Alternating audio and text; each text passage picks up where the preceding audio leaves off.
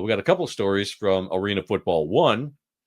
And the first one is the Minnesota Monsters unveiled their official logo and team colors.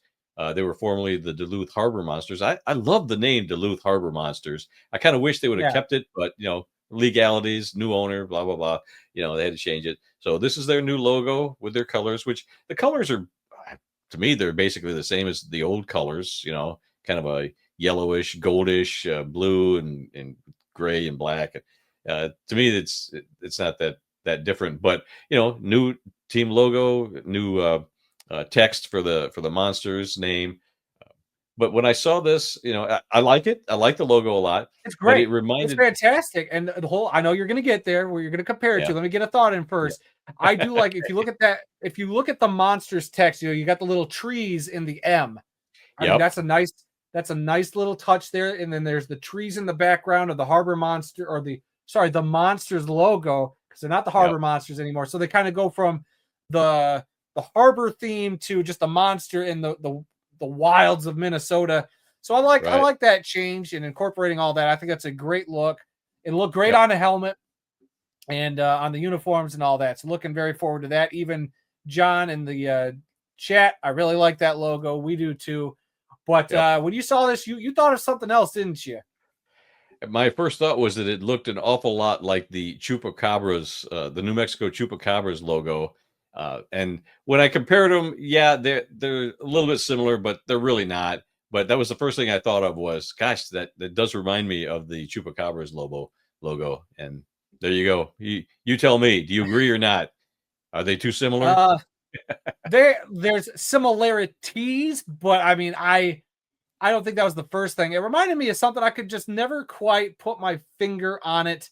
Um, but I like both. Obviously, I like the Chupacabras logo. It's not AF1 theme, but I can see there's similarities. They're looking in the same direction. They got the Right, pointy ears, they got the fangs, open right. mouth, Yep. aggressive. That's about all you got there that's similar. Otherwise, yeah, they're two totally different things. I wouldn't have thought of that at first, but I can see where you're coming from with that one. Um, in the chat, Royce thinking he thought it looked like the Rougarou logo a little bit. I could see that from the Hmm. NAL.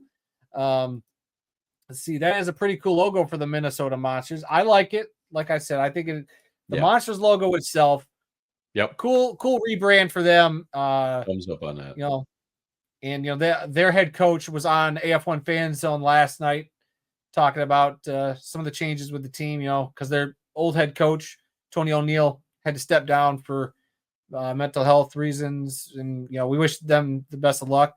So Right, right. but I look forward to seeing what they do or how much different the monsters will be compared to what the Harbor Monsters look was. So um, let's get on that helmet like the Washington Wolfpacks. I mean, that'd be interesting. Yeah, I Triple don't know if McGee they in the could do chat. that. I don't know if they could do that with that logo, but that's an interesting thought. I'm down for something unique, but I'm sure it'll just be that logo on the side of a yellow helmet. And I don't know if the AF1 will do alternate helmets this year or not, but there's a lot of ways they could go with that. Yeah, So we'll see. yeah. Let's see the other story that was coming out of the AF1. Former NFL star Willie Buchanan is the new team ambassador for the Oceanside Bombers. He played with the Packers and Chargers from 92. I'm sorry, that should be 1972 to 1982. This came out this morning from a lot of different sources. We were one of them. I think just about every other um, place that covers indoor and arena football was on this, and uh, we were glad to be part of the breaking news on that this morning.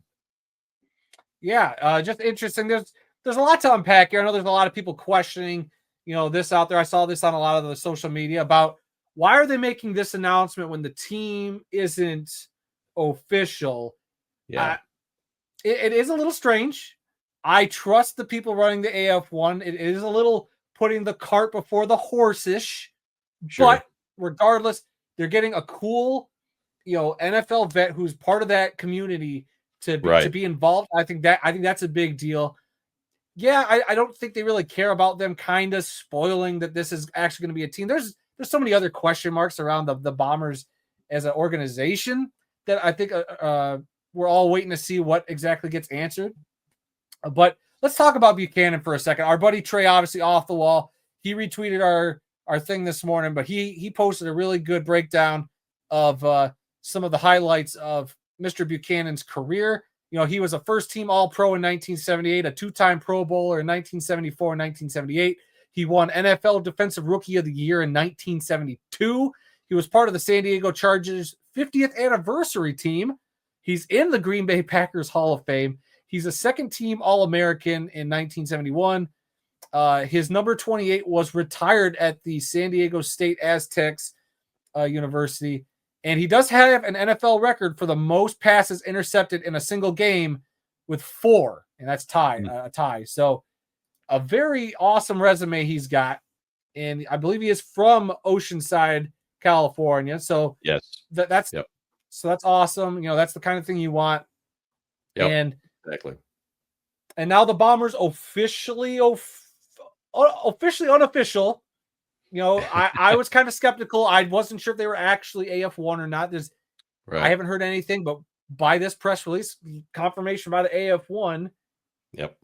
You know, obviously they'll have a press conference probably then either a week from Wednesday or at some point soon. If they're even part of this year. I wonder if that's on the table. I don't know this for a fact. Could they be a 2026 team? Because there's so many issues. Like they say they're playing in the same arena as the Strike Force.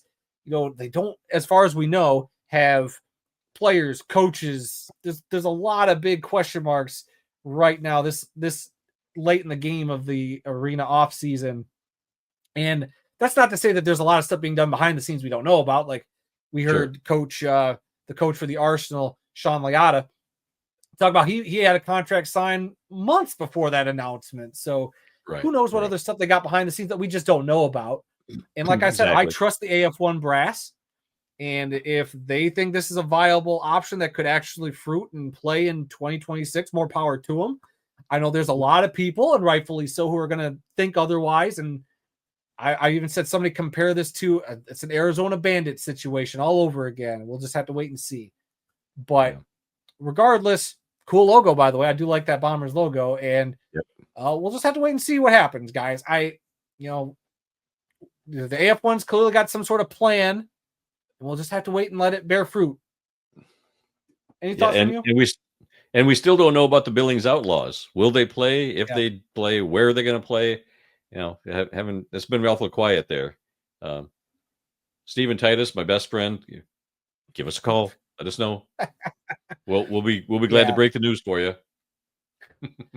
So look, I get it. There's a lot of impatient AF1 fans out there.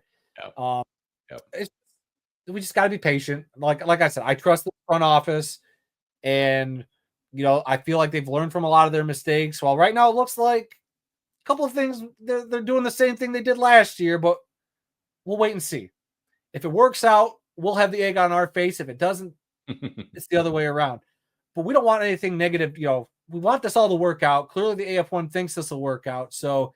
And who knows? There could be other announcements on top of this. If the rumors are to be believed, there could be a different team in the mix we haven't even heard about to be announced. So until that schedule is officially released here, and we are at the beginning of November, I would anticipate hearing something by the end of the month, at least about a schedule.